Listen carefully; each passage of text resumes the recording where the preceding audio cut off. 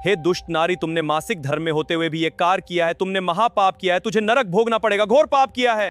नमस्कार भक्तों, आपका स्वागत है। जय श्री कृष्णा, हर हर महादेव। भक्तों कहते हैं कि स्त्री को हर महीने होने वाला मासिक धर्म केवल एक शारीरिक प्रक्रिया नहीं है, बल्कि उसके पीछे छिपा है एक ऐसा रहस्य जिसे स्वयं भगवान शिव ने माता पार्वती को बताया था।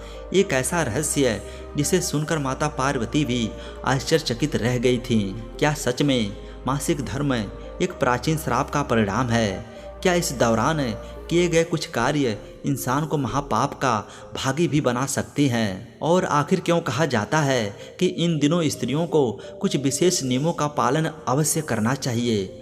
आज की यह कथा केवल कहानी नहीं है, बल्कि भगवान शिव द्वारा दिया गया वह गुप्त ज्ञान है जिसे सुनने के बाद आपका जीवन बदल सकता है। इसलिए इस कथा को अंत तक अवश्य सुनिए, क्योंकि हो सकता है आज आपको वह सत्य पता चले जिसे आपने पहले कभी नहीं सुना होगा। तो मित्रों, आज की इस वीडियो में हम आपको बताएंगे कि किस श्राप के कारण स्त्रियों को मासिक धर्म आता है और वह कौन से कार्य हैं जो किसी भी स्त्री को मासिक धर्म के दौरान नहीं करने चाहिए, तथा भगवान शिव शंकर जी इसके बारे में क्या बताए हैं। तो अति विलंब ना करते हुए जानेंगे आज की इस वीडियो में। प्रिय दर्शकों, एक समय की बात है जब माता पार्वती पृथ्वी लोक पर भ्रमण कर रही थी।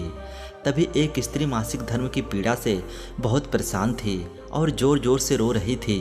तभी माता पार्वती की नज़र उस स्त्री पर पड़ती है और माता पार्वती उससे पूछने लगी कि क्या बात है सखी, तुम इतना परेशान क्यों हो?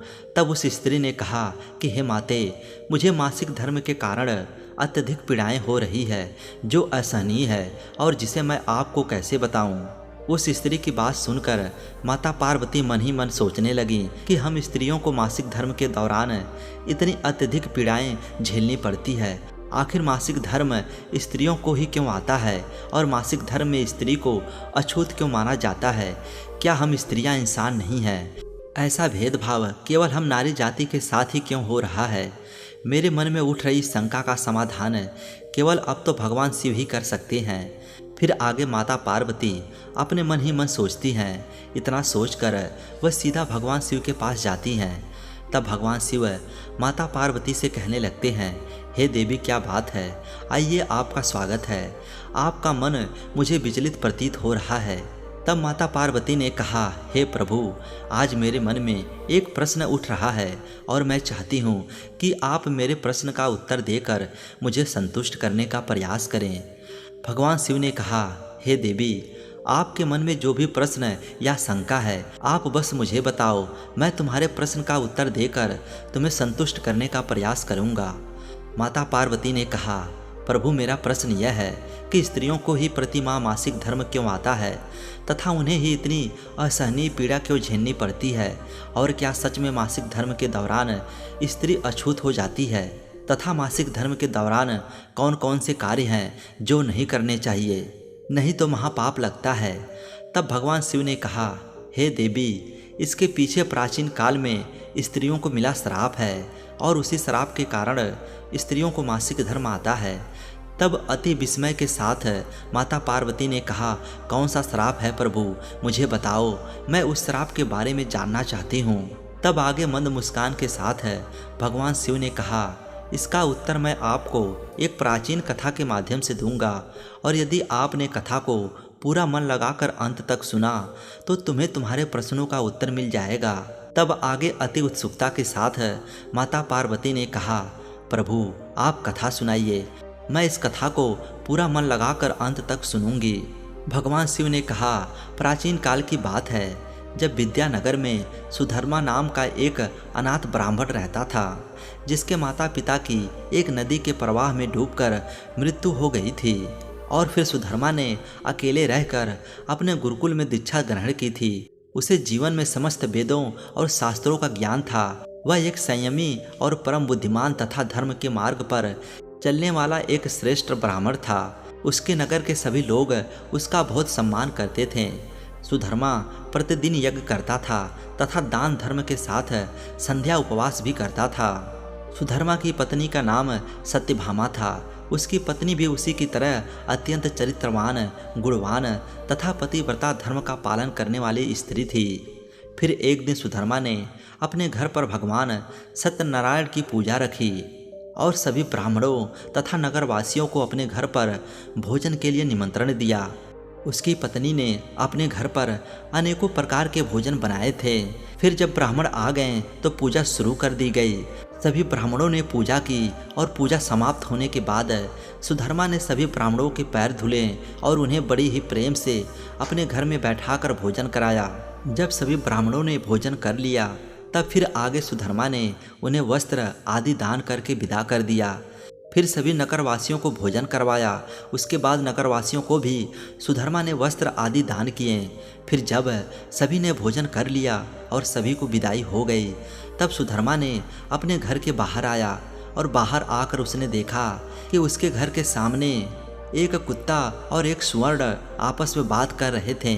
सुधर्मा ने उस कुत्ते और सुवर्ण की बातें सुनी तो वह बहुत ही आश्चर्यचकित हो गया, क्योंकि वह कुत्ता और सुवर्ण और कोई नहीं बल्कि उसके माता पिता ही थे, जो पिछले जन्म में पापों के कारण ही इस जन्म में कुत्ता और सुवर्ण बन गए थे।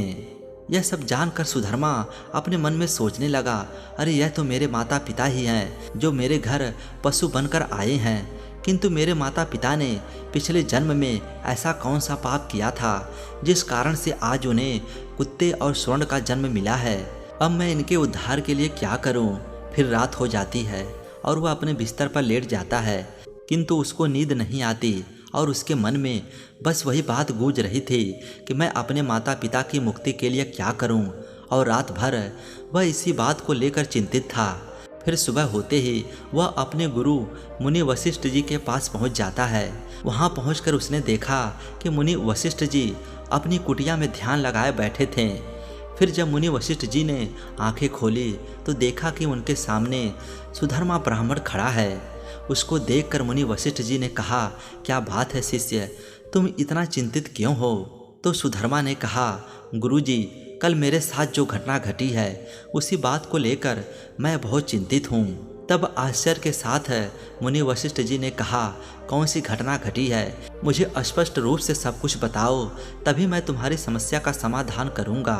सुधर्मा ने कहा, गुरुजी, कल मैंने अपने घर पर भगवान सत्यनारायण की पूजा करवाया था और उसमें अनेक ब्राह्मणों को और नगरवासियों को भोजन कराया था, साथ में सबको वस्त्र आदि दान किया था।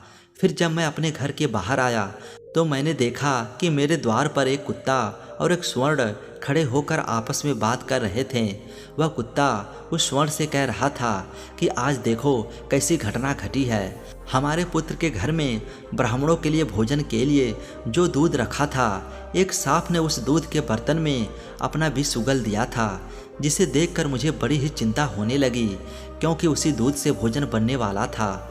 अगर मेरे पुत्र के घर पर उस विषैले दूध से कुछ बनाया जाता और सभी लोग उस दूध से बना भोजन खा लेते तो उन सभी की मृत्यु हो जाती। इसलिए मैंने एक धक्का देकर उस बर्तन का सारा दूध भूमि पर गिरा दिया। तभी मेरी बहू ने देख लिया और उसने मुझे डंडों से खूब पीटा, जिससे मेरे शरीर पर बहुत सारे चोटें लग आई हैं और अब मैं ठीक तरह से चल भी नहीं पा रहा हूँ। अब मुझसे यह पीड़ा सहन नहीं हो रही है। कुत्ते की यह बात को सुनकर वह स्वर्ण बहुत दुखी हो गई और उस कुत्ते से कहने लगी, हे स्वामी, अब मैं आपको मेरे दुख का कारण सुनाती हूँ। पूर्व जन्म में हम इसे ब्राह्मण के माता पिता होकर भी आज हम कुछ भी कर नहीं सकते हैं तथा हमारी व्यथा हम इस ब्राह्मण को नहीं समझा सकते हैं। अपितु आज इस ब्राह्मण ने सभी लोगों को भोजन कराया, किंतु इसने मेरे सामने भोजन का एक भी निवाला तक नहीं डाला और ना ही मुझे जल पिलाया, तथा इन्होंने अभी तक जूठा भोजन भी घर से बाहर नहीं फेंका, जिसे खाकर मैं अब से अपनी भूख को शांत कर सकती हूँ। बात को आगे बताते हुए सुधर्मा बोला, मुनिवर, उस कुत्ते और स्वर्ण की यह बातें सुनकर मैं कल से बहुत परेशान हूँ कि मेरे माता पिता ने पिछले जन्म में ऐसा कौन सा पाप किया था जिसके कारण उन्हें इस जन्म में कुत्ते और स्वर्ण का जन्म मिला है। इसीलिए मैं आपके पास आया हूँ। कृपया आप अपने दिव्य शक्ति से पता करके मुझे बताइए कि किस शराब से मेरे माता पिता की ऐसी दुर्दशा हुई है और उनकी मुक्ति के लिए मुझे कौन सा कर्म करना होगा। तब मुनि वशिष्ठ जी ने ध्यान लगाते हुए वह सब कुछ देख लिया जो उसके माता पिता ने पूर्व जन्म में किया था। फिर वह सुधर्मा से कहने लगे, हे ब्राह्मण सुधर्मा, तुम्हारे माता पिता ने पिछले जन्म में घोर पाप किया है और उसी पापों के कारण उनकी ऐसी दुर्दशा हुई है। तब सुधर्मा कहने लगा, हे गुरुदेव, कौन से पाप के कारण मेरे माता पिता की यह दुर्दशा हुई है? कृपया करके मुझे उसके बारे में विस्तार से बताइए। मित्रों, अब मुनि वशिष्ठ जी ने कहा, हे ब्राह्मण सुधर्मा, यह कुत्ता जो तुम्हारे पिता है, यह पिछले जन्म में विष्णु नगर के श्रेष्ठ ब्राह्मण हुआ करते थे, जिनकी विद्या और सम्मान पूरे नगर में विख्यात थी।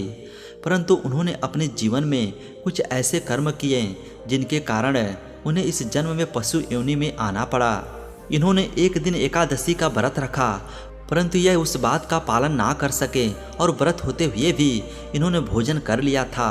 और तो और एकादशी व्रत के दिन भी तुम्हारे पिता ने दान धर्म नहीं किया था। इन्होंने अपने द्वार पर आए हुए भिखारियों को बिना भोजन कराए ही अपने द्वार से भगा दिया था, जिस कारण से उस भिखारी ने इन्हें श्राप दिया था कि जिस तरह से मैं भूखा हूँ, उसी तरह से एक दिन तुझे भी भूख से तड़पना पड़ेगा। और तुम्हारे पिता ने पिछले जन्म में मासिक धर्म के दौरान ही तुम्हारी माता के साथ संबंध बनाया था और इन्हीं सब पापों के कारण ही तुम्हारे पिता को इस जन्म में कुत्ते का जन्म मिला है और अब वह उन पापों की सजा भोग रहे हैं। हे ब्राह्मण सुधर्मा, अब तुम अपनी माता के बारे में सुनो। स्त्री के लिए मासिक धर्म के समय कुछ विशेष नियम और मर्यादाएं स्थापित की गई हैं, जिनका पालन करना आवश्यक होता है। परंतु तुम्हारी माता ने इन मर्यादाओं का उल्लंघन किया, जिसके कारण उन्हें भी महापाप का भोगी बनना पड़ा। तुम्हारी माता जब रजस्वला अवस्था में थी तब भी उन्होंने भोजन बनाया। इस अवस्था में शास्त्रों के अनुसार भोजन बनाना वर्जित माना गया है, क्योंकि उस समय स्त्री को विश्राम करना चाहिए और किसी भी पवित्र कार्य से दूर रहना चाहिए। परंतु तुम्हारी माता ने इस नियम का उल्लंघन किया और रजस्वला होते हुए भी रसोई का कार्य किया, जिससे उनकी पवित्रता भंग हुई और भोजन में अशुद्धता आ गई। यह पहला कारण है जिसके कारण उन्हें पाप का दोष लगा। इसके अलावा इस अवस्था में भी उन्होंने भगवान की पूजा की। उन्होंने रजस्वला अवस्था में भी तुलसी को जल चढ़ाया, जो कि धर्म और शास्त्रों की दृष्टि से अनुचित माना जाता है। इसी कारण से उन्हें महापाप लगा। इसी बीच मासिक धर्म में होते हुए भी तुम्हारे पिता के साथ शारीरिक संबंध भी बनाए थे। ऐसा उन्होंने कई बार किया, जिसके कारण तुम्हारे माता पिता की अकाल मृत्यु हो गई थी और उसी पाप के कारण उन्हें इस जन्म में स्वर्ण का जन्म मिला है। क्योंकि मासिक धर्म के दौरान स्त्री 3 से 4 दिनों के लिए अपवित्र हो जाती है, इसलिए मासिक धर्म के दौरान स्त्री को पूजा पाठ नहीं करना चाहिए, ना ही सत्संग करना चाहिए। प्रत्येक स्त्री को इन 3 से 4 दिनों में अपने बाल भी नहीं धोने चाहिए, इससे उसके पति की आयु कम होती है। मासिक धर्म के दौरान पेड़ पौधों को स्पर्श नहीं करना चाहिए।